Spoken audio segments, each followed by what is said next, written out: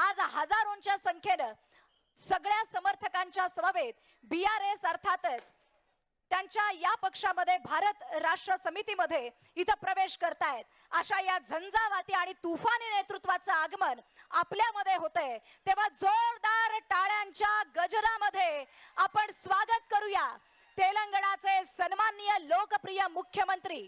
या भारत देशामध्ये शेतकऱ्यांचा पहिला असा सरकार यावं यासाठी ज्यांची संकल्पना आहे असे सन्माननीय के चंद्रशेखर राव साहेब यांचं आगमन या मंचाच्या समोर झालेलं आहे.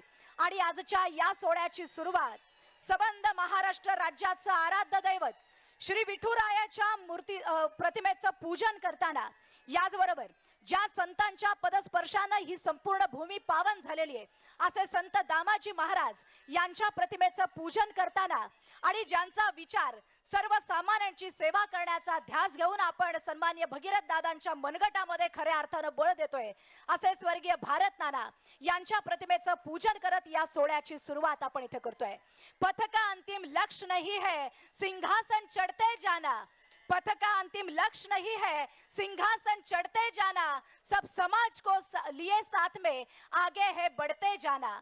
इस पद्य पंक्ति अनुसार पूरे समाज को साथ लेके जाने वाले सर्वसामान्य अशा शेतकरी बांधवांचं सरकार आणण्यासाठी झटणारं नेतृत्व सन्माननीय मुख्यमंत्री के चंद्रशेखर राव साहेब यांच्या शुभ हस्ते प्रतिमेचं पूजन करत आजच्या या सोहळ्याची सुरुवात मंचाच्या समोर उपस्थित असलेल्या सर्वच मान्यवरांच्या शुभ हस्ते इथं होतोय.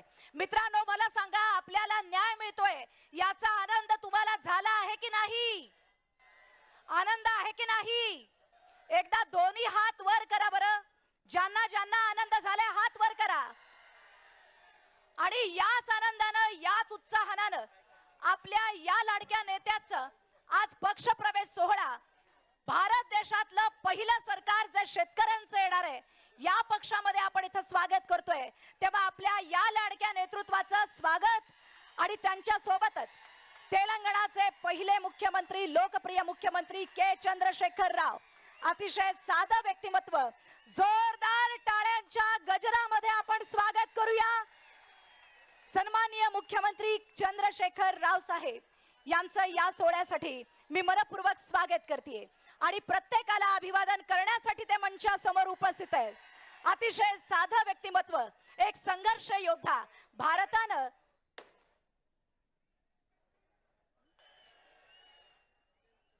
हे बघा, सर्वांना इथं अभिवादन करत, प्रत्येकाचं स्वागत करत सन्माननीय मुख्यमंत्री साहेब आपल्या सर्वांना इथं संबोधित करण्यासाठी इथं उपस्थित आहेत. मी सर्वांचं पुन्हा एकदा इथं मनपूर्वक स्वागत करते आणि या कार्यक्रमाच्या निमित्तानं मंचावरती उपस्थित असलेल्या सर्वच मान्यवरांचं मी पुन्हा एकदा स्वागत करते. चला मित्रांनो, आता आपल्याला शिस्तीचं प्रदर्शन दाखवायचंय, त्यामुळे जागेवरती बसा आणि सहकार्य करा. इस भारत देश में पहली बार कोई किसानों की सरकार बनाने जा रहा है. ये देश कृषि प्रधान है, पर यहाँ हजारों किसानों ने अभी तक अपनी खुदकुशी देके जान ले ली है. यहाँ किसान का मोल मिट्टी मोल है. हमारे किसान बांधवों के हाथों में बल देने एवं उनके संघर्ष को प्रोत्साहन देने सन्माननीय मुख्यमंत्री के चंद्रशेखर राव साहब और उनके पूरे तेलंगाना से आए हुए सभी हम अतिथि मान्यवरों का फिर से एक बार जोर से तालियों के साथ यहाँ पे हार्दिक स्वागत करते हैं. एकदा जोरदार टाळ्यांची दाद आपण या कार्यक्रमासाठी इथं देऊयात. आणि यानंतर आज पक्ष प्रवेश सन्माननीय भगीरथ दादांचा इथं होतोय. गेली अनेक वर्ष अन्यायाला तोंड देताना मोठ्या संघर्षातून स्वर्गीय भारत नानांचं मग तेच प्रास्ताविकच घेते. काय करायचं? आता या सोहळ्याची सुरुवात आपण या निमित्तानं इथं करतोय आणि अशा या सोहळ्याला संबोधित करण्यासाठी मंचावरती उपस्थित असलेल्या सर्वच मान्यवरांचं मी पुन्हा एकदा या कार्यक्रमासाठी सन्मानपूर्वक स्वागत करते.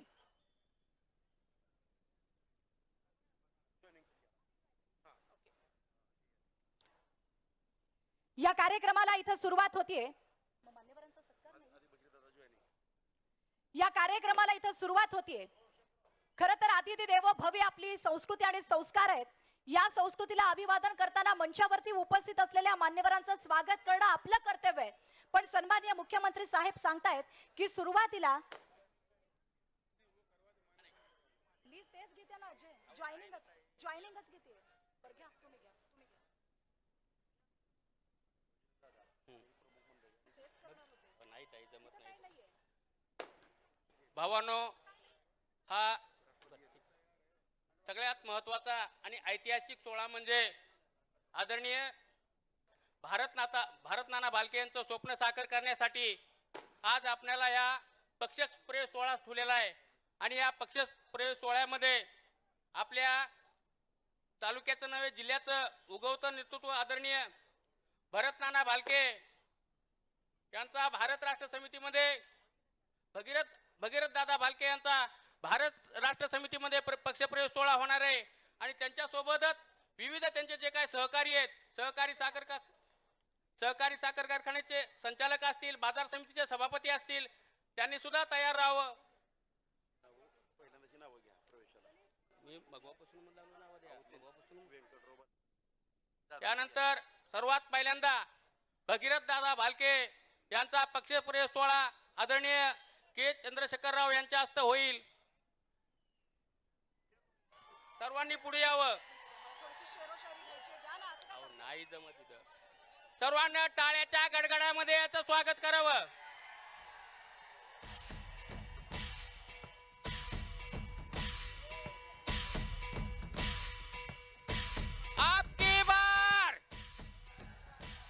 आपकी बार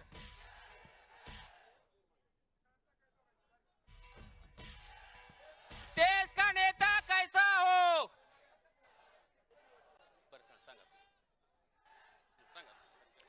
या ठिकाणी या पंढरीचे भावी आमदार सन्माननीय भगीरथ दादा भालके यांचा भारत राष्ट्र समिती पक्षात पक्षप्रवेश होतोय.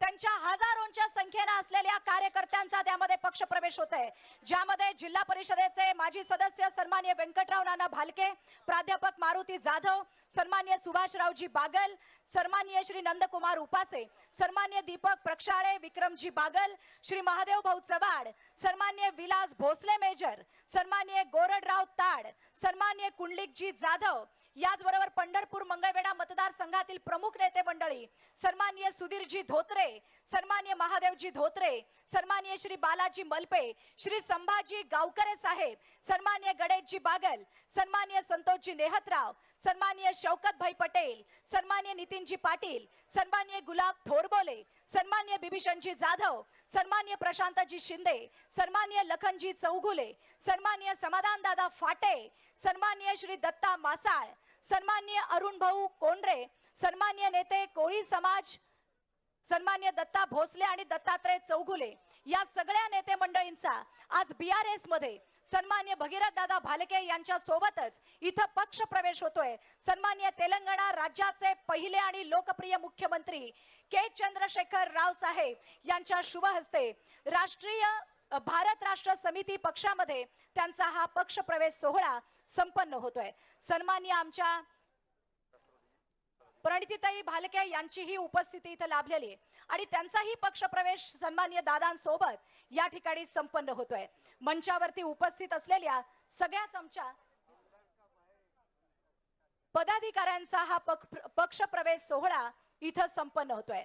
स्वर्गीय भारत नानांचा विचार प्रत्यक्ष कृतीतून सर्वसामान्यांची सेवा बजावताना हे सगळेच सदस्य या ठिकाणी गेल्या अनेक वर्षापासून घेत आहेत आणि आजच्या या सोहळ्याप्रसंगी बीआरएसचे सगळे सन्माननीय मान्यवर या सगळ्याच मान्यवरांचं स्वागत या प्रसंगी करतायत. मी या निमित्तानं उपस्थित असलेल्या सर्वांचं इथं मनपूर्वक स्वागत करते. याचबरोबर मी विनंती करते किरणराज घाडगे यांचाही पक्षप्रवेश सोहळा या निमित्तानं बीआरएस मध्ये होतोय. आज हजारोंच्या संख्येनं हे सगळे भालके समर्थक आणि सन्माननीय चंद्रशेखरजी राव साहेब यांच्यावरती प्रेम करणारे सन्माननीय मान्यवर इथं प्रवेश करतात.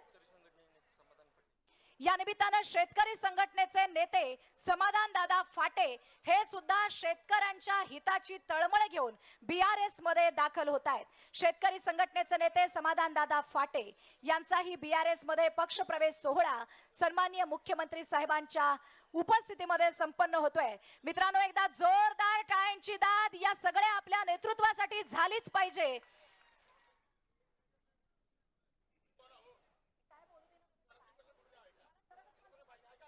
यानंतर आदरणीय भगीरथ आदरणीय शंकरांना धोंडगे यांना मी विनंती करतो, त्यांना आपलं मनोगत थोडक्यामध्ये व्यक्त करावं.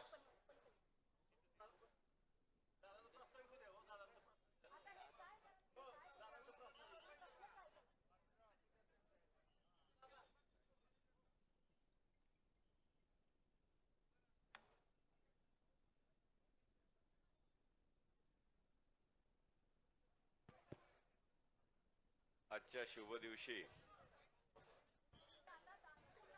खरं तर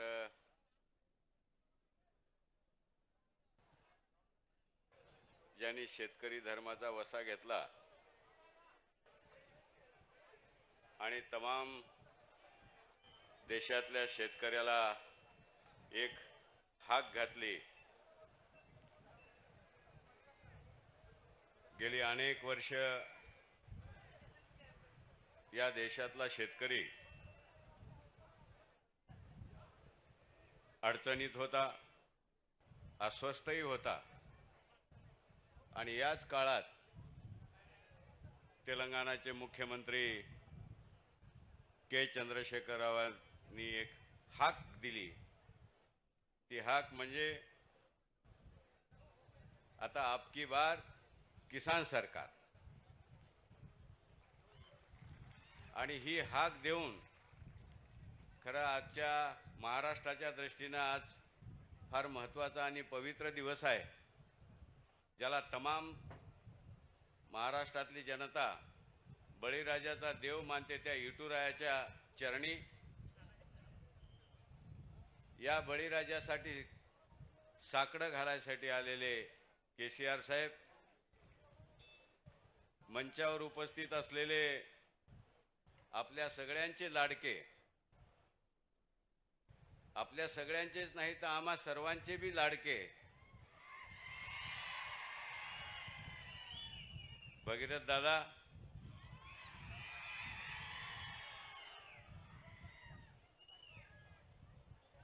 व्यासपीठावरील मान्यवर,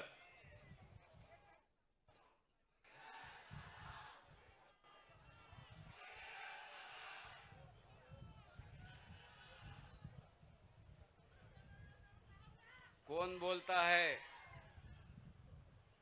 आसमां को सुराग नहीं होता, थोड़ा पत्थर तो उछालो यारो. आज केसीआर साहेब आपल्या नगरीत आणि पवित्र पंढरीच्या नगरीत आलेत. त्यांच्यासोबत पूर्णपणे राज्याचं मंत्रिमंडळ, आमदार, खासदार, सर्व तेलंगणा सरकार घेऊन आलेत. ज्यावेळी साहेबाची माझी भेट झाली त्यावेळी मी हलक्या आवाजात म्हणलं होतं की सर, मराठवाडा, विदर्भ, खानदेशात काही अडचण नाही, बळीराजा आपल्या पाठीशी राहील, पण थोडं पश्चिम महाराष्ट्रामध्ये.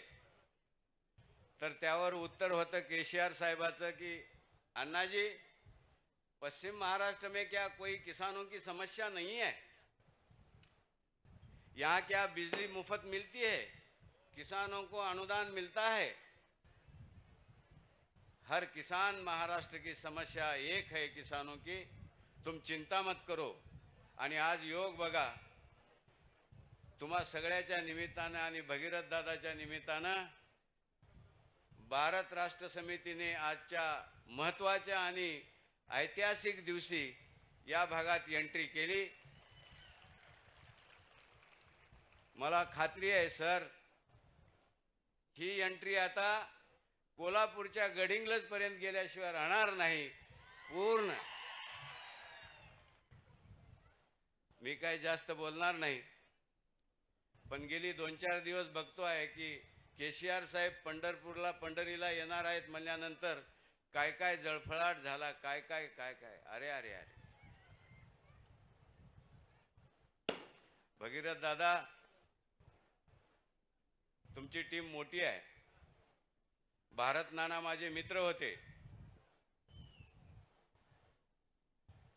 हे तुमच्या पंढरपुरातून निघालेला हा रस्ता, हा वनवा आता पूर्ण पश्चिम महाराष्ट्राला काबीज केल्याशिवाय राहणार नाही याची मला खात्री आहे.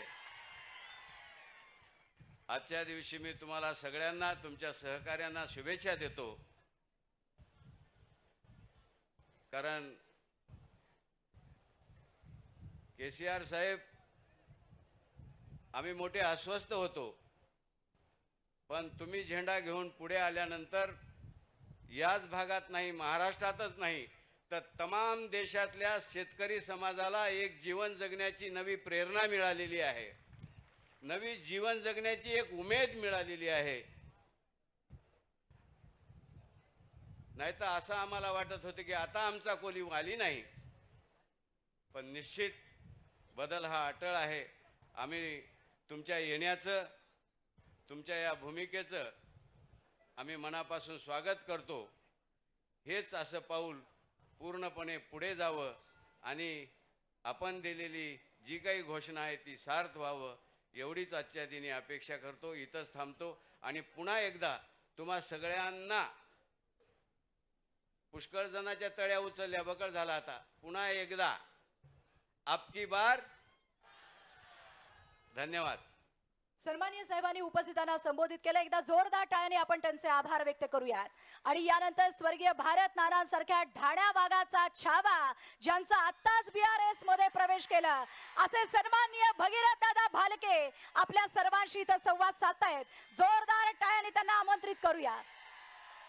खरं तर कार्य ज्यांचं निस्वार्थी आणि पाक आहे, पाणी नव्हे जे धगधगती आग आहे, अन्याया विरुद्ध ज्यांच्या मनात राग आहे आणि म्हणूनच तर विरोधकांना त्यांचा धाक आहे. अनेक नेते येतील आणि जातील पंढरीत, पण भगीरथ दादा भारत नानांसारख्या ढाण्या वाघाचा छावा आहे आणि असा हा छावा आजपासून आपल्या सर्वांचं नेतृत्व करतायत पंढरपूरचे भावी आमदार भगीरथ दादा भालके.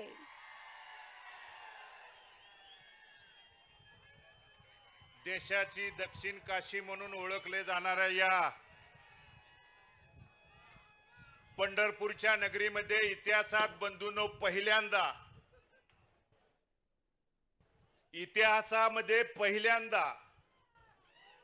एका राज्याचे मुख्यमंत्री, संपूर्ण आपलं मंत्रिमंडळ, आमदार, खासदार हे आपल्या ब्रह्मांड नायक विठ्ठलाच्या चरणी नतमस्तक होण्यासाठी येतात.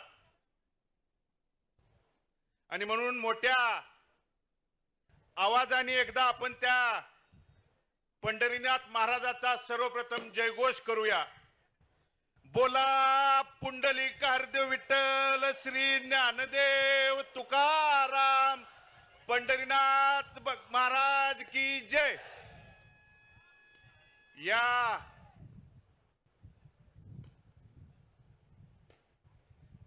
पक्षप्रवेश सोहळा आणि आपल्याला आशीर्वाद देण्यासाठी आलेले भारत राष्ट्र समितीचे प्रमुख, तेलंगणा राज्याचे लोकप्रिय मुख्यमंत्री आणि देशातल्या भविष्यातल्या शेतकऱ्यांचे तारणहार आदरणीय के. चंद्रशेखरजी राव, मंचावर उपस्थित आदरणीय शंकर अण्णा, आदरणीय माणिकरावजी कदम साहेब, मंचावर उपस्थित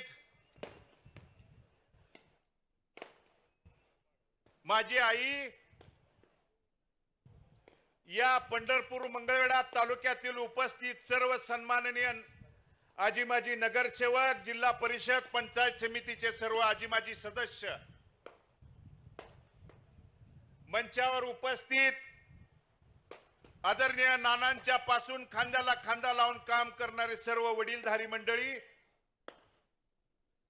आदरणीय साहेबांच्या बरोबर आलेले तेलंगणाहून सर्व आदरणीय सन्माननीय मंत्रिमंडळ, सर्व खासदार, सर्व आमदार, या पंढरपूर आणि मंगळवेढा तालुक्यातून उपस्थित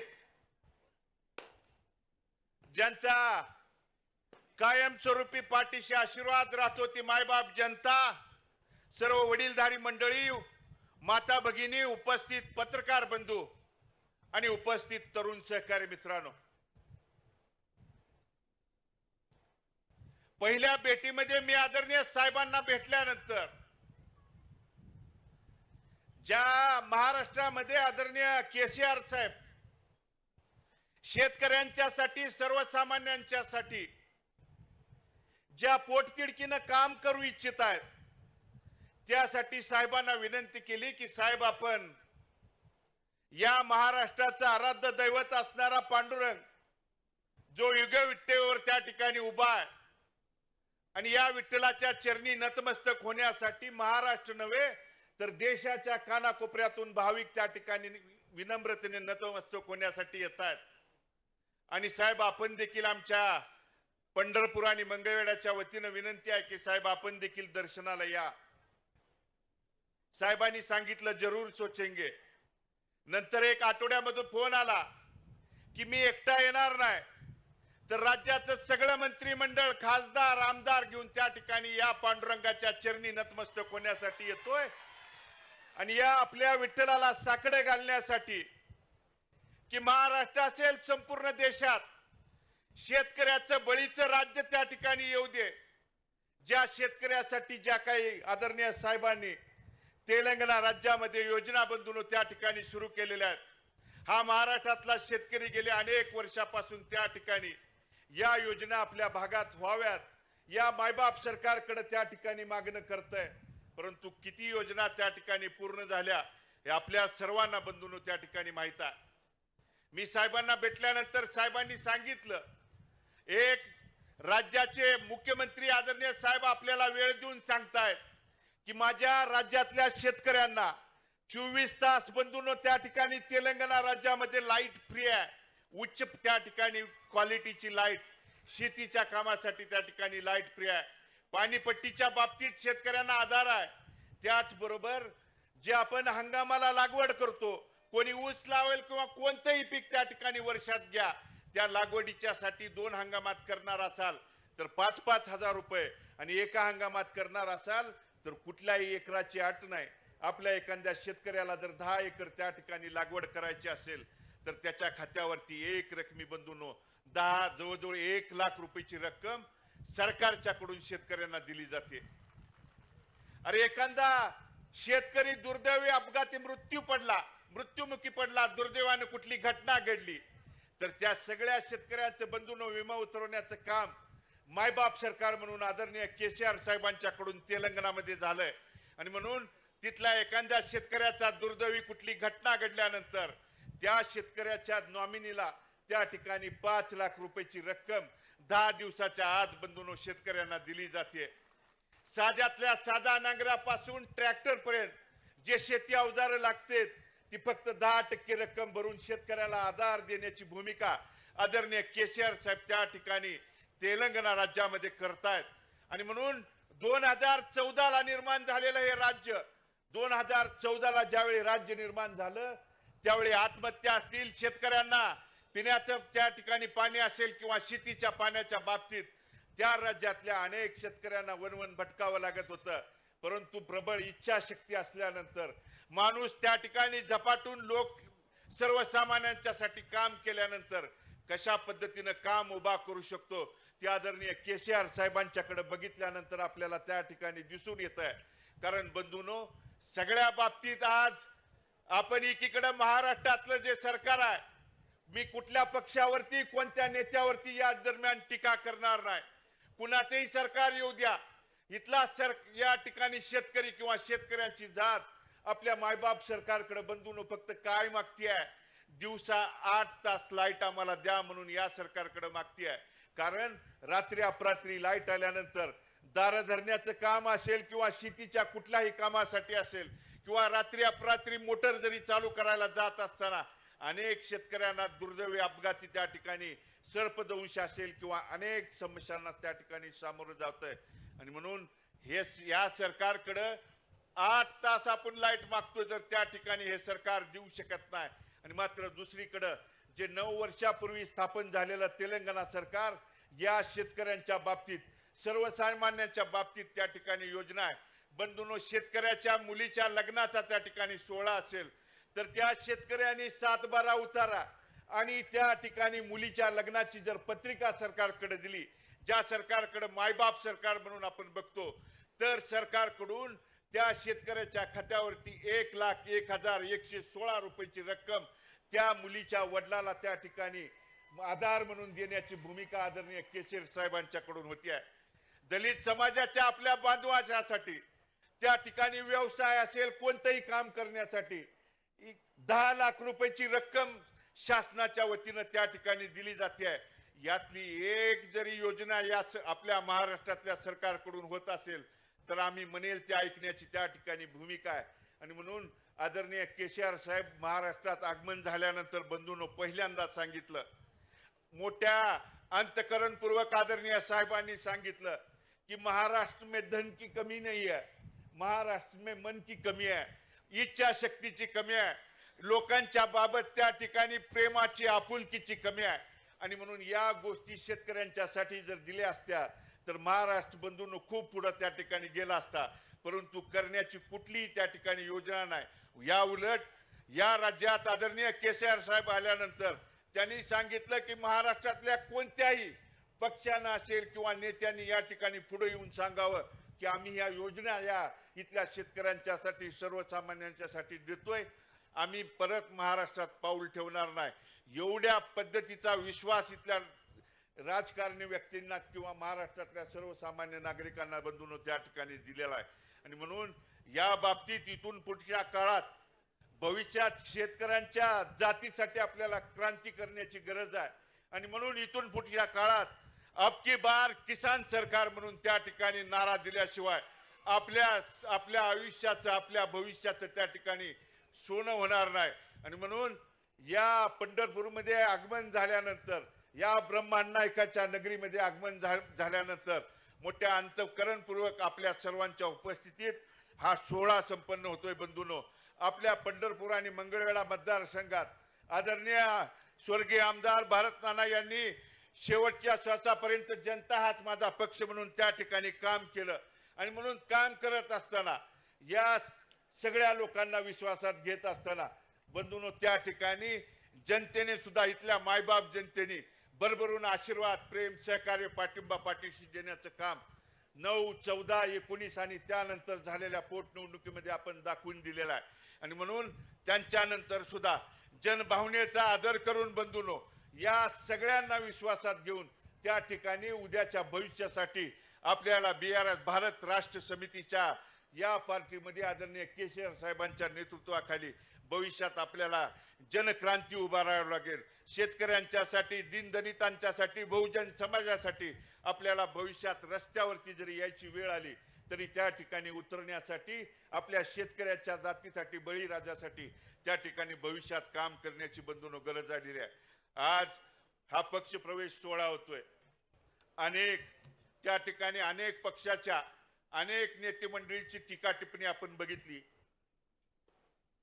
कुणी माझ्यावरती, कुणी BRS पार्टीवरती सर टीका टिप्पणी की ही तेलंगणामध्ये असलेली पार्टी आहे, महाराष्ट्रात कशा पद्धतीने काम करू शकतो, हा भगीरथ त्या ठिकाणी भविष्यात पंढरपूर आणि मंगळवेढ्याच्या कोणत्याही योजना, कोणत्याही समस्या कशा पद्धतीने सोडवू शकतो. पण त्या बोलणाऱ्या नेत्याला आणि त्या ठिकाणी टीका करणाऱ्या व्यक्तींना माहित नाही की या पंढरीच्या पांडुरंगाचं आणि तिकडे आराध्य दैवत असणाऱ्या बालाजीचं पिढ्यानपिढ्या अनेक वर्षापासूनच संबंध आहेत. आणि कधी देवानी जात पात, गट तट, पक्ष पार्टी पंचभेद न बघता जो चरणी त्या ठिकाणी येईल त्या व्यक्तीला मनोभावी सेवा आणि आशीर्वाद देण्याचं काम केलं. त्या पिढ्यानपिढ्याचे ऋणानुबंधनाचे संबंध कधी त्या ठिकाणी पक्ष असेल, भाषा असेल याच्या पलीकडे जाऊन ज्या शेतकऱ्यांच्यासाठी आत्मीयतेने साहेब काम करतायत त्यांनी सांगितलं की महाराष्ट्रात हे अशक्य काम नाही. शेतकऱ्यांच्या बाबतीत असेल, बहुजन समाजाच्या बाबतीत असेल, आणि म्हणून मग 35 गावच्या योजनेच्या बाबतीतली योजना असेल. साहब, हमारे उपसा सिंचन की एक योजना है जो 35 गांव की वो खेती की पानी की समस्या है. और दूसरी बात, जो लिंगायत समाज नहीं बहुजन समाज को प्यार का समानता का संदेश देने वाले महात्मा बसवेश्वर, उनके जीवन में कम से कम 13 साल का वास्तव मेरे चुनाव क्षेत्र मंगलवेढा में उनका बसवेश्वर जी का रहा है. आणि म्हणून आपण त्या ठिकाणी बसवेश्वर महाराजांचा त्या ठिकाणी देश लेवलचं स्मारक व्हावं म्हणून आदरणीय नानांनी शेवटच्या श्वासापर्यंत प्रयत्न केला. साहब आप दर्शन के लिए आए, जो विट्ठल मंदिर के नजदीक दर्शन के लिए करते समय 15-15, 20-20 लाख के भाविक की भीड़ हर साल हर महीने इधर आती रहती है. उनके लिए एक बड़े हॉस्पिटल की भी इधर सुविधा नहीं है. महाराष्ट्र नहीं देश के सभी जगहों से सर इधर बड़े विनम्रता से नतमस्तक होने के लिए भाविक वारकरी बंधू इधर आते हैं. म्हणून आपल्या हातून त्या ठिकाणी भविष्यात या मतदारसंघाच्या कामासाठी भविष्यातल्या विकास कामांच्यासाठी रस्त्यावरती उतरण्याची त्या ठिकाणी आम्हाला गरज आहे, आम्हाला वेळ आहे. आणि म्हणून काल आलेला एका मोहोळच्या आणि सोलापूरच्या पोपटाला बहुतेक माहित नाही, तो बोलका पोपट खूप बोलून गेला. आज या आनंदाच्या अतिशय उत्साहाच्या सोहळ्यात मी त्याच्यावरती त्या ठिकाणी बोलणार नाही. उद्यापासून भालके काय चीज आहे त्याला दाखवतो. आणि म्हणून साहब मेरे पिताजी भी आखिरी सांस तक क्या कमाया, तो उन्होंने साहब ये आखिरी ये आपको दिख रही है जनता, उनका प्यार उनका आशीर्वाद कमाया है.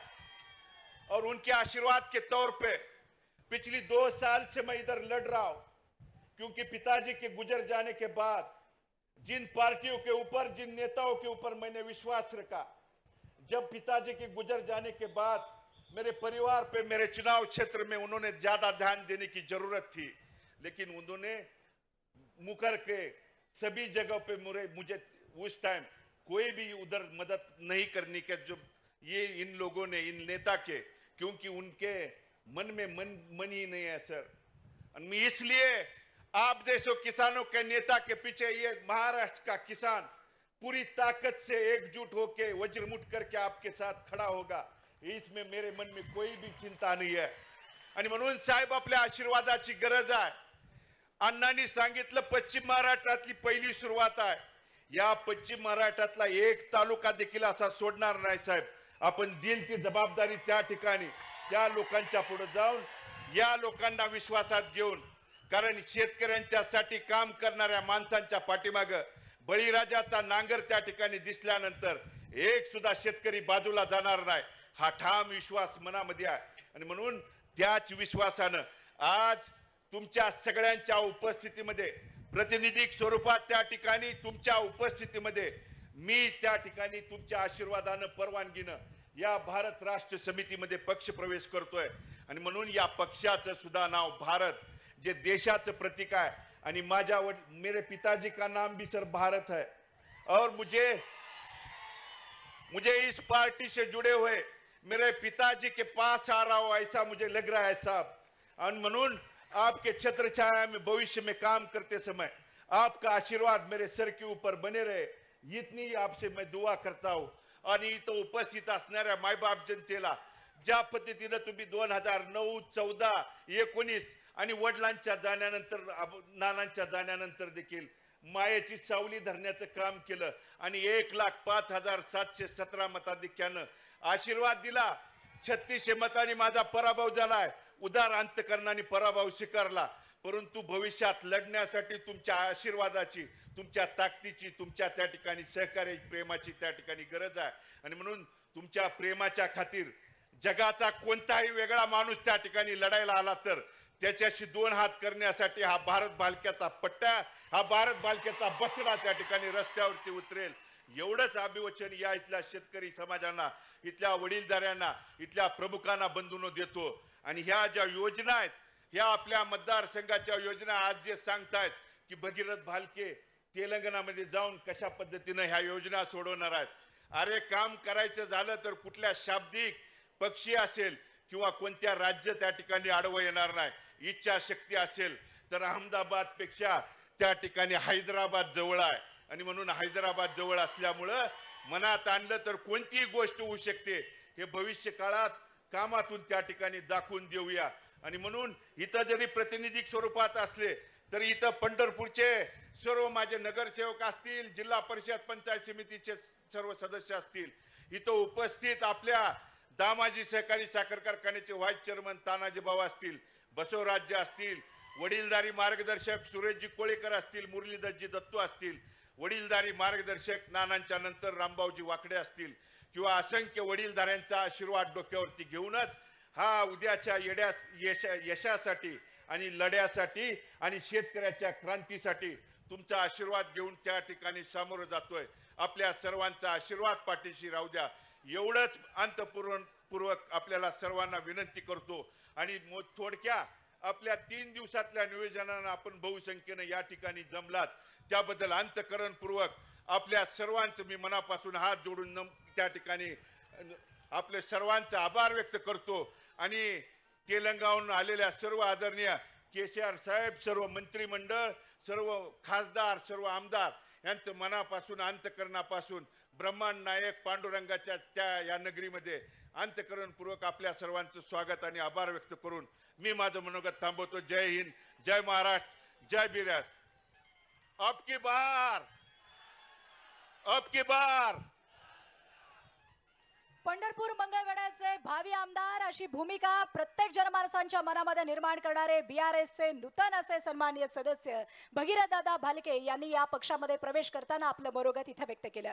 यानंतर आपली संस्कृती आहे की आलेल्या प्रत्येक मान्यवरांचं स्वागत करणं आपलं आद्य कर्तव्य आहे. खरं तर आज पंढरीमध्ये विठुरायाची ही वारकऱ्यांची नगरी समजल्या जाणाऱ्या विठुरायाचा उत्सव आहे. पण खऱ्या अर्थानं शेतकरी बांधवांचं सरकार आणणारा हा पक्ष आहे. त्यामुळे विठ्ठलापेक्षा आपल्या सगळ्या शेतकरी बांधवांसाठी KR चंद्रशेखर राव साहेब काही कमी नाहीयेत. त्यामुळे सर्वसामान्य शेतकरी बांधवांचं सरकार आणणाऱ्या सन्माननीय चंद्रशेखर राव साहेब यांचा यथोचित सन्मान कार्यक्रमाच्या निमित्तानं उपस्थित असलेल्या सगळ्या शेतकरी बांधवांच्या वतीनं या कार्यक्रमाचे प्रमुख संयोजक भगीरथदादा भालके साहेब यांच्या वतीनं आपण सन्माननीय मानाचा हा वारकरी संप्रदायातला फेटा, वीणा, पांडुरंगाची पवित्र अशी तुळशी माला देऊन याचबरोबर विठुरायाची आणि रुक्मिणी देवीची अतिशय देखणी अशी मूर्ती देऊन या मान्यवरांचा यथोचित सन्मान सन्माननीय मुख्यमंत्री साहेबांच्या रूपानं तेलंगणातून आलेल्या प्रत्येक मान्यवरांचा यथोचित सन्मान आपण या ठिकाणी करतोय. सन्माननीय मुख्यमंत्री चंद्रशेखर राव साहेब यांच्या स्वागतासाठी एकदा जोरदार टाळ्यांची दाद आपण पुन्हा एकदा देऊयात आणि सन्माननीय मुख्यमंत्री साहेबांचं स्वागत या निमित्तानं इथे करूयात. आणि यानंतर गेल्या अनेक दिवसापासून आपण ऐकतोय की पंढरपूरमध्ये भाकरी फिरवली, पण ही भाकरी ज्या निखाऱ्यावरती भाजणार आहे वैसे तो हर कोई कहता है इस पंढरपुर में भाकरी फिरवली यानी के रोटी घुमाई है, पर जिस पे आप रोटी सेकोगे वो आग है केसीआर. अभी केसीआर साहब ये तय करेंगे कि आपकी भाकरी जो है वो घूमेगी या जल के खाक होएगी. और यही आप सभी को बताने के लिए आए हैं तेलंगाना के सन्माननीय लोकप्रिय मुख्यमंत्री KR चंद्रशेखर राव साहेब. अरे जो पहाड़ों से टकराए उसे तूफान कहते हैं, जो पहाड़ों से टकराए उसे तूफान कहते हैं, और जो तूफानों से टकराए उसे केसीआर कहते हैं. और जोरदार तालियों के साथ आप सभी को संबोधित करने के लिए सन्माननीय तेलंगाना के मुख्यमंत्री केसीआर साहब यहाँ पे मौजूद है. आप सभी को मैं फिर से गुजारिश करती हूँ एक बार जोरदार तालियों के साथ सन्माननीय लोकप्रिय मुख्यमंत्री, हमारी सरकार लाने वाले मुख्यमंत्री सन्माननीय केसीआर साहब का आप स्वागत करें.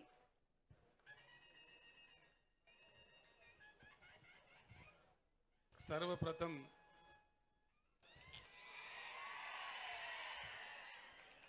महाराष्ट्र राज्य के इस पावन भूमि को, पावन धरती को मैं प्रणाम करता हूं. हमारे सौभाग्य है मेरे साथ आए हुए मंत्रिमंडल, आमदार, खासदार तेलंगाना राज्य के भालके जी ने हमारा बहुत ही अच्छे अंदाज में स्वागत किया और बहुत ही ब्रह्मांड नायक विठोबा जी के चरण में माथा टेकने का हमें जो दर्शन दिलवाए उस चीज के लिए मैं उनके आभारी हूं। मैं धन्यवाद भी उनको देता हूं। महाराष्ट्र राज्य के बीआरएस किसान विभाग के अध्यक्ष श्री माणिकराव कदम जी, हमारे सीनियर नेता श्री शंकरअण्णा दोंडगे जी, आपके लोकप्रिय नेता, आपके दिल जीतने वाला नौजवान ताकतवर नेता भगीरथ बालके जी। आवाज कम आई है।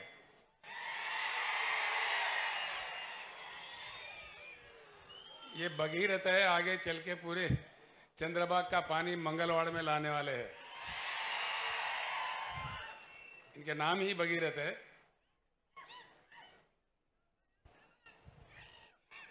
मंच पर उपस्थित नेतागण, सभा में उपस्थित भाइयों बहनों और माओं, मैं आप सभी को प्रणाम करता हूं। इन दिनों मैं एक प्रार्थना सबसे पहले आपसे करूंगा। मेरे जो भी शब्द है आपके सामने, आप सुन के यहीं मत भूल जाइए। अपने गांव जाके जरूर अपने मित्रों और अपने फैमिली में चर्चा कीजिए, अपने गांव में चर्चा कीजिए। इतना मेरा प्रार्थना है। इन दिनों एक बात मुझे बहुत सताता है। मैं हर सभा में कह रहा हूं महाराष्ट्र में कि आज हमारे देश के लक्ष्य क्या है, भारत का लक्ष्य क्या है। देश का कोई लक्ष्य है या बिना लक्ष्य के हम गुमराह हो गए, हम भटक रहे अंधेरे के रास्तों में। क्या हो रहा है इस देश में? एक बार प्रति भारतीय को इस बारे में सोचने की बहुत सख्त समय आ चुका है। ये वक्त है उस समय का। आजादी का जंग एक वक्त था, जिन कुर्बानियों के फल हमको मिला, लेकिन आज एक और आजादी की जंग लड़ना चाहिए। उस प्रकार का ही एक नया उमंग से, एक नया सवेरे का दिशा में पूरे भारत को चलना चाहिए क्रांति के मार्ग पर। इसलिए कि आजाद हुए हम भारत 75 साल गुजर गए। 75 साल कोई कम समय नहीं होता है। दुनिया भर में कई देश है जो हमारे सामने ही कहां से कहां पहुंच गए। जैसा कि साउथ कोरिया है, जापान है, सिंगापुर है, मलेशिया है। हमारे से जियोग्राफिकली कनेक्टेड है, हिमालय के उस पार में चीन है। आज चीन का एक समय में चीन हमसे गरीब थे 1982 तक। उसके आज का चाइना कहां है और हम कहां हैं। इस बात को हर किसी को सोचना चाहिए।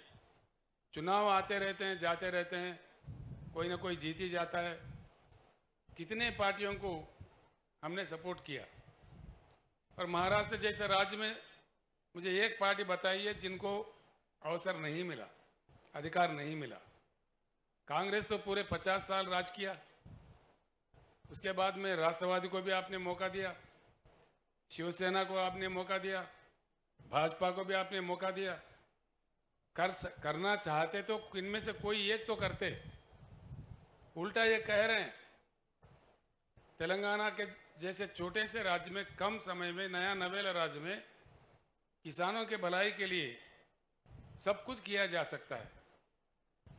मैं मराठी बोल नहीं सकता लेकिन समझ सकता हूं। बालके जी ने अपने बातों में सारे बता दिए तेलंगाना में क्या क्या स्कीम चलता है। ये स्कीम तेलंगाना में 5-6 साल से जब चल रहा है, महाराष्ट्र में क्यों नहीं? महाराष्ट्र तो बहुत बड़ा राज्य है, स्थिर राज्य है, धनवान राज्य है। यहां किस चीज की कमी है? उल्टा ये कहा जा रहा है कि तेलंगाना का जो भी मामला है वो भूल भुलैया है। अगर महाराष्ट्र वो कर दे तो महाराष्ट्र सरकार का दिवाला निकलेगा। हां, जरूर निकलेगा दिवाला, मैं भी मानता हूं इस बात का। दिवाला निकलेगा नेताओं का और दिवाली होगा किसानों का।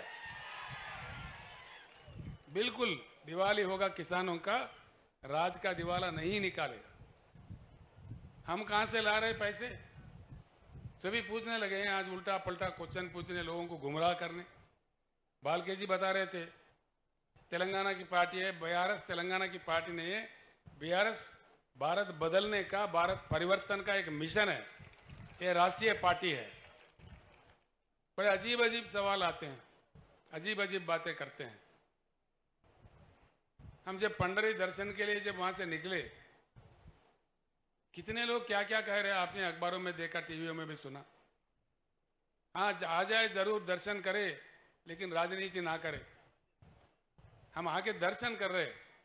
पंढरीपुर में मेरे पीछे कई पत्रकार पड़े थे, मैंने वहां मुंह नहीं खोला, कुछ कहा भी नहीं उनको, वो नाराज भी हो गए मुझसे। लेकिन मैंने वो पुण्यस्थली है, क्षेत्र है, तब वहां मैंने कुछ राजनीति नहीं कहा, लेकिन यहां जरूर कहूंगा।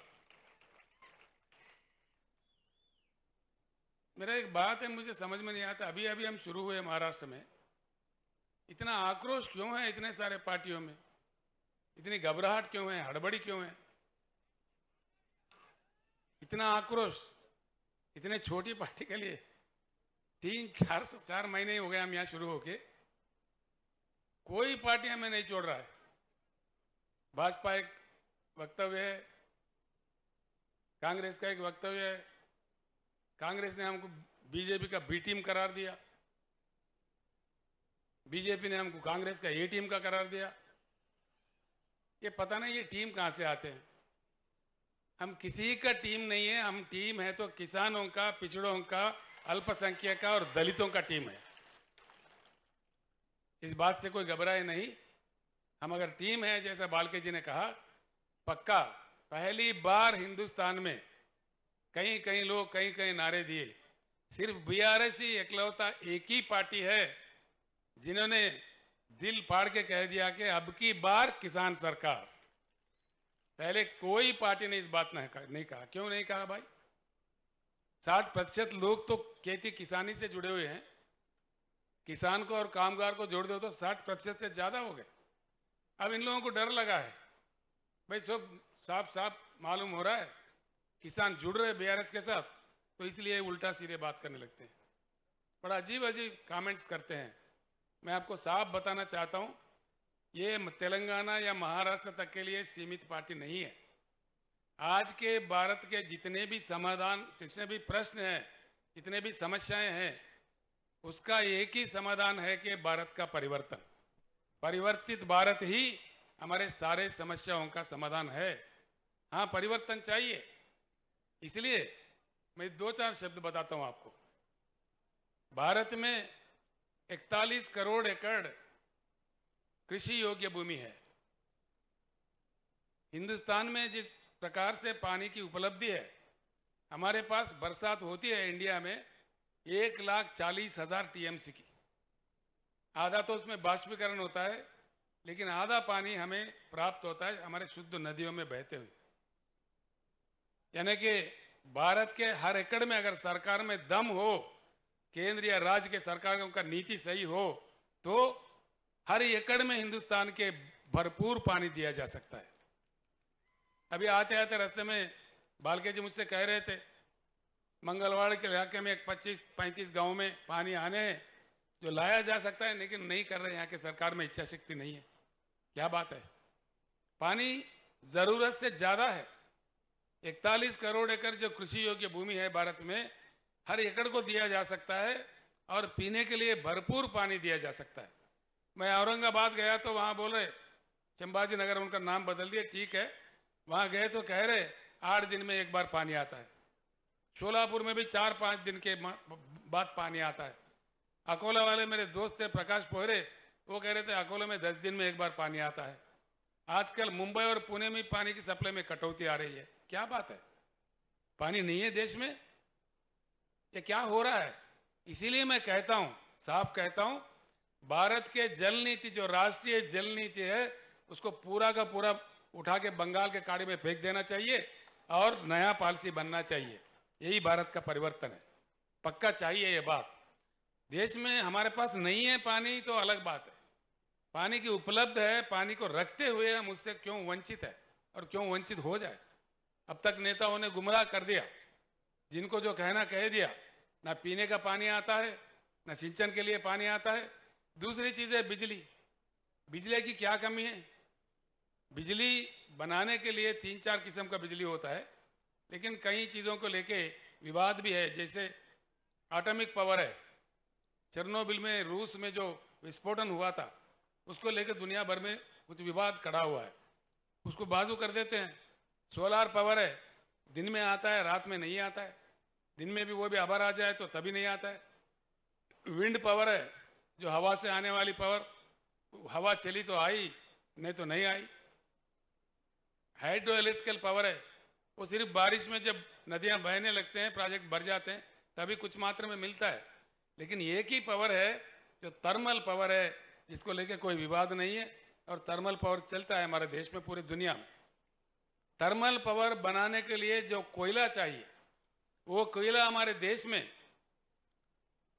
अब तक पाया गया रिजर्व्स, कोयला रिजर्व्स हिंदुस्तान में 361 बिलियन टन का कोयला का उपलब्धि है। मैं यही बात आपसे विनम्र पूर्वक प्रार्थना करता हूं, मेरे बात को जरूर चर्चा में ले आए गांव में, कि जरूरत से ज्यादा पानी है। केसीआर ने कहा ये सच है कि झूठ है, चर्चा कीजिए, उसका निकालिए, पढ़े लिखे लोगों को पूछिए, इरिगेशन अधिकारियों से पूछिए।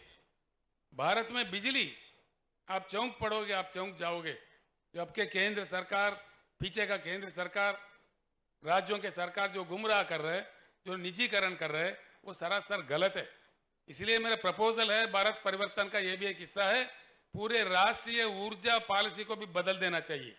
इसलिए कि हमारे पास जिस प्रकार का कोयला उपलब्ध है, हाइड्रो इलेक्ट्रिकल बिजली, सोलार का बिजली और थर्मल बिजली जो कोयला से बनता है, तीनों को संतुलित करके अगर देश के लिए दिया जाए, पूरे भारत के छोटे छोटे गांवों से लेकर बड़े बड़े शहरों तक, छोटे छोटे उद्योग से लेकर बड़े उद्योगों तक, और पूरे जगह बिजली पर्याप्त देने के लिए 150 साल तक के लिए ये पर्याप्त है कोयला। ये मेरे आंकड़े नहीं है, ये मेरी कल्पना नहीं है, ये केंद्र सरकार के आंकड़े हैं, कोयला मंत्रालय के आंकड़े हैं। इसलिए मैं बार बार कह रहा हूं, इस बात को आप अपने गांव में चर्चा कीजिए। क्यों हमको गुमराह किया जा रहा है? बिजली दे सकते हुए, बिजली बना सकते हुए क्यों निजीकरण कर दे रहे बिजली कंपनीज को? और हमारे देश में इतना भरपूर कोयला है जो 150 साल तक के लिए पर्याप्त है, उसके बावजूद क्यों कोयला ऑस्ट्रेलिया से मंगाया जा रहा है? क्यों कोयला आज कई अन्य देशों से मंगाया जा रहा है? इस बात को हमको समझना चाहिए, ये रूट मुद्दे हैं। इसलिए मैं आपसे प्रार्थना करता हूं, किसान भाइयों, हम जब तक एकत्रित ना हो, हमारा समस्या का कोई समाधान नहीं निकलेगा। बड़ा दुख होता है, इतने धनवान महाराष्ट्र राज्य में किसान का आत्महत्या रोज का 8 का 7 का 9 का 10 का आंकड़ा में जाता है। क्या यही हमारा किस्मत है किसानों का? एक ही समाधान सब साफ कर सकता है, एक ही हमारा, अगर हम प्रतिज्ञा ले ले, सारे किसान चुनाव के समय इकट्ठे रहे, किसानों को पार्टी को खड़ा करे, तब जाके हमारा बिल्कुल समस्या सुलझ सकता है, इसमें मुझे कोई शक नहीं। तेलंगाना राज्य में वहां लोगों ने तेलंगाना राज्य भी प्राप्त किया, इकट्ठे होकर लड़के, उसके बाद में किसान सरकार बनाया। बालके जी ने सारा बता दिया वहां क्या क्या दिया जाता है। 24 घंटा हाई क्वालिटी वाला पावर फ्री में दिया जाता है। इस प्रकार का फ्री में दिया जा सकता है कि आप 50 हार्स पावर भी यूज करो किसान, कोई पूछने वाला नहीं है उनको। 10 नहीं 15 मोटर भी लगाओ, उसमें भी कोई पूछता नहीं है। किसान को जब फ्री बिजली देते हैं, फ्री दे देते हैं, दिल से दे देते हैं। चुनाव के लिए, वोटों के लिए नहीं देते, वोटों के समय में नहीं दिया हमने। ऐसे ही 10,000 रुपए हर एकड़ को उनके निवेश के लिए दे देते हैं, जो लागोड़ी आप कहते हो। उस प्रकार का किसान का किसी भी प्रकार का मृत्यु हो, एक्सीडेंटल नहीं, किसी प्रकार का सहज मृत्यु भी हो जाता है, हमने बीमा कर दिया है। पूरा बीमा का प्रीमियम सरकार ही भरता है। 5 लाख रुपए उनका क्रियाक्रम से पहले उनके घर में पहुंच जाता है। किसान का पैदावारी जो है, धान उगाते हैं तेलंगाना में ज्यादा, हर एक दाना पूरा का पूरा सरकारी खरीदता है। वहां हमने 7,000 के ऊपर खरीद केंद्र खोले हैं। पूरे किसान अपने गांव में ही, वहीं कभी उनको ना मंडी जाना पड़ता है, ना सेठों के बीटों के पास में जाना पड़ता है, ना चिट्ठी लेके पैसों के लिए घूमना पड़ता है। मैं जानता हूं महाराष्ट्र में कैसा कैसा दिया जाता है। ये मैं जिस एरिया में खड़ा हूं, ये पूरा गन्ना का एरिया है। गन्ना के दाम के लिए हर साल क्यों किसानों को लड़ना पड़ता है? क्या कमी है? क्या दम नहीं है सरकार में इतना भी? एक साल में बुला के इसको सुलझ दे। हम लड़ाई है नहीं लड़े, ये बात नहीं है। शरद जोशी के जमाने से कितने लड़ाइयां लड़े। प्याज उगता है, उसका दाम नहीं मिलता। प्याज के दाम के लिए हमारे किसान भाई नासिक से मुंबई तक पदयात्रा करते हैं, हजारों की संख्या में। उनके पैर से खून भी निकलता है, तभी सरकार को कोई एहसास नहीं। गन्ने का दाम क्यों नहीं देते? कहीं भी नहीं देते। गन्ने के पैसे कैसे देते? 3 महीने में, 4 महीने में, 5 महीने में देते हैं, एक बार नहीं आता है। ये क्यों? इससे क्या हम नहीं निकल सकते? इस कष्ट से, इस मुश्किल से हम नहीं निकल सकते? बराबर निकल सकते हैं हम अगर एकजुट हो जाओ। किसान का सरकार आ जाए तो उनके सर पे बैठ के दिला देगा, सब कुछ मिल जाएगा। इसमें कोई चमत्कार नहीं है। इसलिए मेरा प्रार्थना है आप सब लोगों से, किसान जब तक एकत्रित ना हो कुछ नहीं बदलने वाला है। पार्टी बदलते रहेंगे। अब समझिए, आप कर्नाटक में हाल में चुनाव हुआ, वहां भारतीय जनता पार्टी हार गया, कांग्रेस सरकार आ गया। क्या कुछ बदलने वाला है? वहां पे कुछ नहीं बदलेगा, वही पॉलिसी चलते रहेगा, वही पुराने ही कथाएं सुनने पड़ेंगे। इसीलिए मेरी प्रार्थना है, चुनाव में पार्टियां जीतना नहीं है। जब से हमारे भारत में चुनाव में जनता जीतने का रवैया शुरू होगा, तब से भारत बदलेगा। जनता को जीतना चाहिए, जनता को अपेक्षा जीतना चाहिए। चुनाव के दूसरे दिन से ही उनके तहत काम होना चाहिए। ये वेरी इंपॉर्टेंट चीज है, ये समझने की बात है। इसीलिए मैं हमेशा कहता हूं, किसान जिएगा तो कौन मरेगा, किसान मरेगा तो कौन जिएगा। किसान अगर जिंदा है, सबके ताली में काना आता है। किसान अगर खत्म है तो सबके तालियां सूख जाएंगे। कौन कौन जी सकता है? इसीलिए मैं आपसे बार बार विनती करता हूं, किसान का एकत्रित, पूरे किसान भाई जितने यहां पधारे हैं, किसान भाई एकत्रित हो तो हमारे सारे समस्या का समाधान निकल सकता है। इसके अलावा भी कई लोक कल्याणकारी कार्यक्रम हमारे पास है, वो सब किए जा सकते हैं। कोई गरीब शादी करता है, 1 लाख रुपए दे देते हैं हम लोग। विद्यार्थी बाहर जाना चाहते हैं, 20 लाख रुपए का स्कॉलरशिप देते हैं हम लोग, जो बाहर देशों में पढ़ने के लिए। ऐसे कई कल्याणकारी योजनाएं हैं। जो दिव्यांग लोग हैं, देश में कोई राज्य नहीं देता, सिर्फ तेलंगाना एक ही राज्य है 3000 के ऊपर देता था। तेलंगाना दशाब्दी उत्सव में मैंने अभी अनाउंस किया, उनको 4000 मिलेगा पर महीने। यहां पे पेंशन क्या मिलता है? मेरे ख्याल से कोई 600 रुपए मिलता है। तेलंगाना में हम 2000 रुपए पेंशन देते हैं। मैं महाराष्ट्र वासियों को, जो पेंशनदार है, उनको खुलकर कहता हूं, महाराष्ट्र में बीआरएस का सरकार लाओ, पूरे किसान के काम भी हो जाएंगे और वेलफेयर मेजर्स भी। आपको पेंशन 2000 मिलेगा, बाज़ाब्ता मिलेगा, किसी का दिवाला नहीं निकलेगा, बिल्कुल बाज़ाब्ता आराम से दे सकते हैं। ये सारे चीज हो जाएंगे। सारे चीज संभव है जबकि हम एकत्रित हो। दलित वर्ग हमारे देश का एक अंग है, उनको हमने पीछे रखा है, वो हमारा ही पाप है। उस पाप को हमको धोना पड़ेगा, कोई अन्य आके नहीं करेगा। अमेरिका देश में काले लोगों को गोरे लोगों ने बहुत सताया था, बहुत रुलाया था, बहुत उनको वंचित किया था। लेकिन अमेरिका समाज में जागृति आने के बाद एक ब्लैक, मतलब यानी काले जाति के रहने वाले बराक ओबामा को देश के अध्यक्ष बना देके उनका अपने पाप को धोया है। ये भी भारत में चेतना आना चाहिए। हमारा दलित भाई वंचित ना रहे, उनके भी उद्धार होना चाहिए साथ साथ में। जब तक वो ऐसे रहेगा, पिछड़े रहेगा, ये भारत के चेहरे पे एक दाग रह के बन जाएगा। इसको भी मिटा देना कोई दूसरा देश वाला नहीं करेगा, ये हमारा ही कर्तव्य बनता है, हमारा ही दायित्व बनता है। यहाँ की पार्टियां पूरे प्रस्तापित है, इनको क्या डर है समझ में नहीं आता, क्यों ऐसा करते हैं समझ में नहीं आता, क्यों उल्टा सुल्टा बात करने लगते। हमारा जो एजेंडा है उस एजेंडा पे बात करो, उस एजेंडा डिस्कस करो। देवेंद्र फडणवीस जी जो भूतपूर्व मुख्यमंत्री, अब के उप मुख्यमंत्री है, नांदेड़ में पहली बार जब मैं आया था तो उन्होंने कहा था, केसीआर जी आपका यहाँ क्या काम है, आपका तो काम तेलंगाना में है। मैंने कहा भैया मैं भारत के नागरिक हूं, कहीं भी जाके काम कर सकता हूं, मैं यहाँ किसान के उद्धार के लिए आया हूं। अगर मुझे नहीं चाहते हो, तेलंगाना एजेंडा मक्की का मक्की 100% इंप्लीमेंट करो, मेरा काम खत्म, मैं मध्य प्रदेश चले जाऊंगा, महाराष्ट्र नहीं आऊंगा। उसका जवाब नहीं है उनसे, उसका जवाब आता ही नहीं है। उनको कहना चाहिए कि बिल्कुल हम अमल करेंगे, नहीं करते। केंद्र सरकार एक 6000 रुपए देते हैं, वो भी कम लोगों को, कम किसानों को। हमारे पास कोई ऐसा अभेद नहीं है। पूरे किसान जितने भी है 70 लाख किसानों को हम रैतु बंधु जो स्कीम है 10,000 देने वाला, छोटा बड़ा सब किसानों में देते हैं, कोई भेदभाव नहीं है उसमें। इसी प्रकार का यहां भी आना चाहिए। लेकिन जैसा बीआरएस ने प्रवेश किया महाराष्ट्र में, फिर 6,000 का ऐलान हुआ। वो किसको देंगे? जो किसान सम्मान निधि मिल रहा है उन्हीं को देंगे, बाकी को नहीं देंगे। वो भी पूर्ण रूप से नहीं, 2-2 हजार करके 3 किस्तों में देते हैं। हमारे पास ऐसा नहीं है।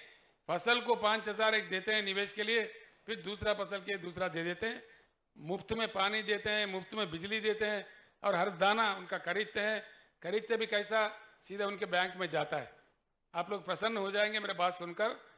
तेलंगाना में मैंने देखा है, मुख्यमंत्री बनने के बाद 2 साल किसानों का जो कष्ट है, मुश्किल है, मैंने देखा है। उसके बाद में पूरी तलाटी व्यवस्था हमने बर्खास्त कर दिया है तेलंगाना में। तलाटियों का जो काम है आप जानते हैं, हमारी भूमि उनके नाम पे लिख दे, इनका भूमि उनके नाम पे लिख दे, वहां पूरा तलाटी व्यवस्था ही बर्खास्त कर दिया कानून बना के। उनके पेट में नहीं मारा हमने, दूसरे डिपार्टमेंट में उनको नौकरी दिया, और तलाटी व्यवस्था निकाल के धरणी बोल के एक पोर्टल ला के सारे जमीन का रिकॉर्ड हमने डिजिटलाइज कर दिया। उसके लिए उस माध्यम से ये सुविधा होता है किसानों को। धान खरीदते हैं, किसी के पास फिरने की जरूरत नहीं है, सीधे किसान के बैंक अकाउंट में जाता है। जो 5,000 हर फसल के लिए हम निवेश के लिए देते हैं, वो भी सीधा ना दरखास्त देना है, ना दफ्तर जाना है, सीधा उनके बैंक अकाउंट में जाता है, हैदराबाद से जाता है। किसान का जो बीमा है उसके लिए कहीं दरखास्त नहीं देना है, सीधे उनके अकाउंट में बैंक में चले जाता है। ये संभव बात है। ये बात जब तेलंगाना में हो रहा है, महाराष्ट्र सरकार क्यों नहीं कर सकता? यही मेरा क्वेश्चन है, यही मेरा सवाल है। सिर्फ महाराष्ट्र ही नहीं, मध्य प्रदेश में क्यों नहीं, उत्तर प्रदेश में क्यों नहीं, पूरे अन्य भारत में क्यों नहीं? ये संभव होते हुए भी एक राज्य में, हिंदुस्तान के एक हिस्सा में हो रहा है, बाकी भारत में क्यों नहीं? इसीलिए मैं आप तमाम लोगों से, सभी लोगों से मैं प्रार्थना करूंगा, ये पूरे भारत के किसानों के जंग है, उनके प्रतिनिधि है बीआरएस पार्टी। सिर्फ महाराष्ट्र या तेलंगाना किसी एक राज्य का नहीं है। और आखिरी में मैं एक बात आपको जरूर बताऊंगा। बालके जी ने कुछ बात रखा, उन्होंने, पिताजी थे उनके, बड़े अच्छे आदमी थे, भले आदमी थे, 3-3 बार आपने आपके प्यार दिया, उनको जिताया, उनकी मृत्यु हो गई, भगवान ने हमारे साथ नहीं रखा उनको मैं आश्वासन देता हूं, बिल्कुल मैं उनसे बड़ा हूं, उनको पूरा आशीर्वाद मेरा उनके साथ होगा, बालके जी के साथ। आज हम पूरे तेलंगाना राज्य को लाके यहाँ विठोबा जी के दर्शन करवाए, घर बुलाए, और खाना भी खाएंगे हम लोग जाके, आप लोग भी खाएंगे, हम लोग भी खाएंगे। इतना हमारे साथ जो खड़े हैं, पश्चिम महाराष्ट्र के जो दरवाजा खोले हैं बालके दादा, उनके पूरा हमारे साथ होगा, हमारे आशीर्वाद उन पे होगा, हम पूर्ण तरीके से उनके साथ होंगे। आप सब लोग भी साथ दीजिए। एक युवा नौजवान, क्या चाहिए, नौजवान लीडर है, नौजवान नेता है, उनका काफी भविष्य है। ये एमएलए चुने जाते हैं तो एमएलए नहीं रहेंगे, मैं आश्वासन देता हूं, इनको मंत्री पद भी मिल सकता है, काफी ऊंचा भी जा सकते हैं, आगे चलकर बहुत बड़ी उनकी तरक्की हो सकती है। उनकी तरक्की यानी पंढरपुर मंगलवार कॉन्स्टिट्यूंसी की तरक्की है, सोलापुर जिले की तरक्की है, महाराष्ट्र राज्य की तरक्की है। बालके जी का व्यक्तिगत तरक्की नहीं है, उनको भगवान ने जो दिया है, उनको कोई खाने की कमी नहीं है, लेकिन पूरे राज्य का विकास, पंढरपुर का विकास, हर चीज का विकास उनके जरिए हो जाएगा। ये युवा है, मैं इनसे बहुत बड़ा हूं, इससे युवा लोगों का मार्गदर्शन में पूरे किसान एकत्रित होके आप चल पड़े तो हर चीज संभव है, कोई असंभव नहीं है, कोई नहीं होने वाला कार्य नहीं है। एक बात मैं अंत में कहूंगा, हम जब फल की अपेक्षा करते हैं, फल का ही पौधा लगाना चाहिए। कई महान संतों ने कह दिया है कि बोया पेड़ बबूल का, आए कहां से आम। आम का अपेक्षा है तो आम का पौधा लगना चाहिए। कांटों का पौधा लगा के फल का अपेक्षा करें, हमको नहीं मिलेगा। गाय से दूध लेना है तो गाय को घास दीजिए, गधों को घास दे दो और गाय को दूध पूछो, कहां से मिलेगा हमको? हमारे वोट में वो ताकत है, वो दम है। हम बटे नहीं गए तो बिल्कुल हमारा काम बन जाएगा। मैं आपके भाई हूं, आपका बेटा हूं, मैं अपने आप में किसान हूं और मैं गर्व करता हूं, फख्र करता हूं। भगवान ने मुझे किसान के घर में जन्म दिया, किसान के घर से ही मैं पैदाइश हूं, किसान होने का मैं फख्र करता हूं, बिल्कुल फख्र करता हूं। मुझे फख्र है किसान होने के लिए, इसीलिए मैं खुद किसान में हूं, इसीलिए मैं किसान का दुख दर्द समझ सकता हूं। लोग बोलते वहां के मराठवाड़ा के विदर्भ के लोग बोलते पश्चिम महाराष्ट्र ठीक है। मैंने कहा भैया पश्चिम महाराष्ट्र में क्या मुफ्त में बिजली मिलता है? मिलता है? 24 घंटा मिलता है? 1 घंटा भी नहीं मिलता है। लागोड़ी मिलता है? नहीं मिलता ना? मुझे सुनने नहीं दे रहे। नहीं मिलता। तलाटी रखे के बर्खास्त करे। बर्खास्त करना चाहिए। जो बर्खास्त करना चाहिए हाथ उठाइए एक बार। कैमरा वाले उधर देखो भाई, कैमरा वाले उधर घुमाओ। जनता क्या चाह रही है वो बता दो पूरी दुनिया को।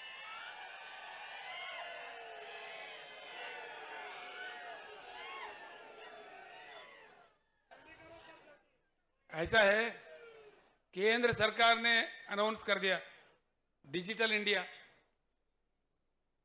डिजिटल इंडिया सही है, महाराष्ट्र के किसानों के लिए ये सुविधा क्यों नहीं लाया गया? कीजिए, बिल्कुल कीजिए, क्यों नहीं कर सकते? जब तेलंगाना कर सकता तो आप भी कीजिए। इन तलाटियों के लूट मार से बचा लीजिए किसानों को। ये करने वाले बात नहीं करते, उल्टा सुल्टा बोलने लगते हैं जो करने वाले। लेकिन जनता क्या चाहता है अभी आपने हाथ उठा के बता दिया तो भी समझ में आ गया। कई कई बातें हैं। मेक इन इंडिया बोले देश के प्रधानमंत्री साहब ने। मेक इन इंडिया है तो हर शहर में क्यों चाइना बाजार लगता है? भारत बाजार कहां भाग गया है? क्यों चाइना बाजार ही दिखता है हर शहर में? बच्चे उड़ाने के पतंगों के मांझा, दीपावली के दिए, दीपावली के पटाखे, होली के रंग, ये सारे चाइना से आते। क्या भारत में इतना भी सलाहियत नहीं है कि ये चीज यहां बन सके? आप सोचिए इन बातों का। आपके गांव जाने के बाद सोचिए कि भारत बदलना है, नहीं बदलना है। जरूर भारत का परिवर्तन ही आज के भारत के समस्याओं का समाधान है, कोई दूसरा नहीं समाधान है। पूरे नीतियां बदलना चाहिए, पॉलिसियां बदलना चाहिए, पारदर्शिता होना चाहिए, लोगों के सामने रखना चाहिए। मैंने डट करके पूछा, मुझे कोई डर नहीं है। हाँ, तलाटी लोग जरूर हमारे खिलाफ वोट डालेंगे, कोई बात नहीं है। लेकिन जब जनता चाहता है, हम खुल के कहते हैं कि तलाटी चाहिए कि नहीं चाहिए। महाराष्ट्र के हर प्रांत में मैं पूछ रहा हूं, विदर्भ में, मराठवाड़ा में, नासिक में, हर जगह मैं पूछ रहा हूं। हर जगह की पुकार, जनता का पुकार यही है कि तलाटी निकाल दो। जैसा तेलंगाना में होता है, हमारा भी डिजिटलाइज रिकॉर्ड करो, हमारा रिकॉर्ड सेफ रखो, जमीन सेफ रखो, कोई उल्टा सुल्टा ना हो जाए। हमारे तेलंगाना राज्य में किसान धरनी पोर्टल में एक बार उनका जमीन, उनका नाम छिड़ गया, वो निश्चिंत है एकदम, उसका कोई नहीं बदल सकता। बदलने का अधिकार किसान को ही हमने दिया है। किसान का अंगूठा यानी कि बायोमेट्रिक लग के ही किसान का जमीन का ओनरशिप बदलता है तेलंगाना राज्य में।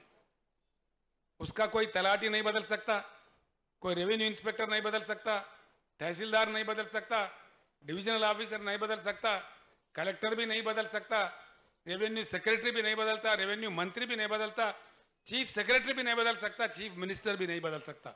सिर्फ किसान की जो भूमि है, उन पे उनका जो अधिकार है, उनका जो पट्टा है, उसको बदलना है तो किसान की बायोमेट्रिक से ही बदलता है। ये भी आप अपने गांव में चर्चा कीजिए। जब तेलंगाना में ये सुविधा है उपलब्ध किसानों के लिए, महाराष्ट्र में क्यों नहीं? जो नेता लोग हमको हमारे ऊपर ये कर रहे हैं, टीका टिप्पणी कर रहे हैं, उनसे पूछिए भैया केसीआर ने कह के गया, आप क्यों नहीं कर रहे ये बात?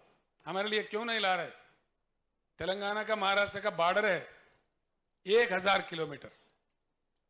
आप कहीं भी जाके पूछ सकते हैं, किसी भी गांव में।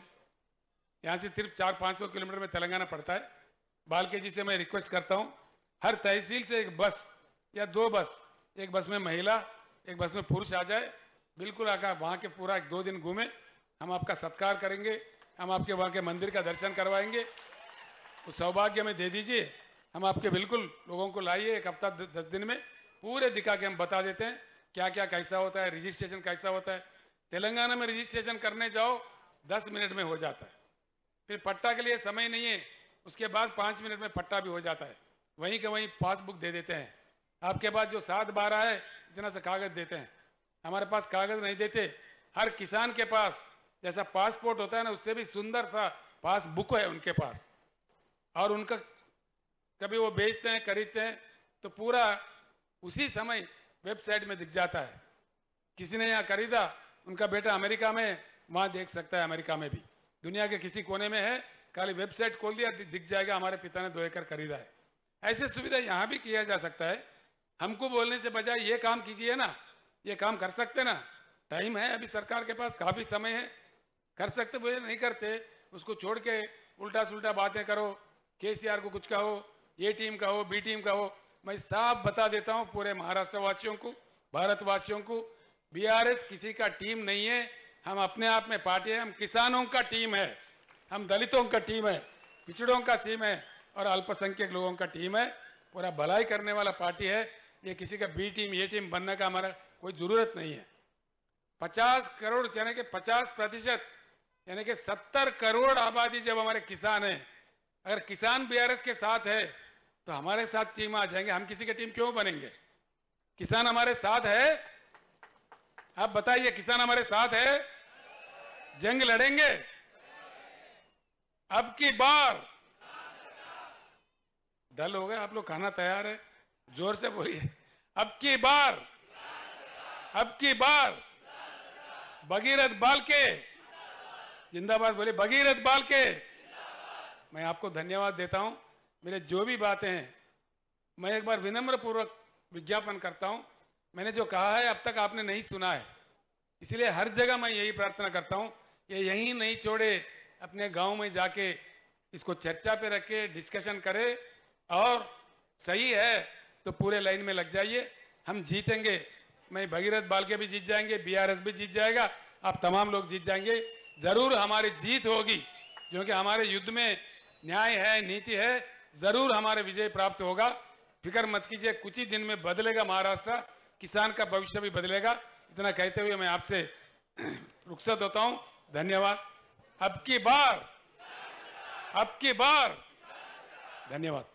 देश के किसानों को उज्जवल भविष्य देने वाले, किसानों के मन में भावी पंत प्रधान किसानों के नाम, ऐसी एक भूमिका निभाने वाले सम्मानीय तेलंगाना के मुख्यमंत्री के चंद्रशेखर राव साहब उपस्थित इस सभा को संबोधित किए, इसलिए हम आभार व्यक्त करते हैं। तुम्ही बोला ना।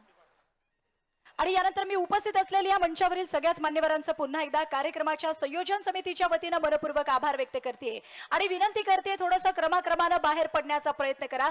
सुरुवातीला सगळे मान्यवर जातील आणि यानंतर समोरच्या व्हीआयपी कक्षेतून जे मान्यवर तेलंगणावरून आलेले आहेत असे सगळे सन्मान्य मान्यवर जातील, याची नोंद घ्या। सर्वांच्या भोजनाची व्यवस्था पाठीमागे बंगल्याकडे केलेली आहे, याची नोंद घ्या। त्यामुळे उपस्थित असलेल्या सगळ्या आमच्या शेतकरी बांधवांनी, उपस्थित असलेल्या सर्वच मान्यवरांनी भोजनासाठी भोजन विभागामध्ये जावं, त्याचाही आस्वाद घ्यावा आणि सहकार्य करावं अशी विनंती। सर्वांचे पुन्हा एकदा मनपूर्वक आभार।